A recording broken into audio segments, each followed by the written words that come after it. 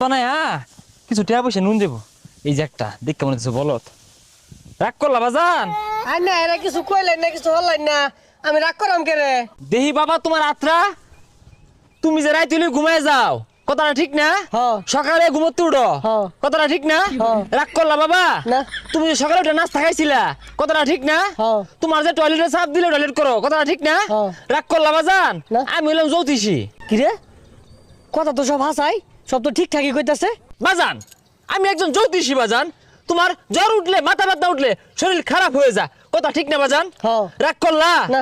পৃথিবীতে 18,000 মাখলুকাত আছে, চলার পথে, যাতায়াতের পথে, বিভিন্ন জায়গায় এদের সাথে দেখা হতে পারে। তুমি সহজে সবাইকে বিশ্বাস করো। কত চিটার বাটপার আছে, এদেরকে তুমি সহজে বিশ্বাস করো, কথা ঠিক না বাজান? হ্যাঁ। রাগ করলা?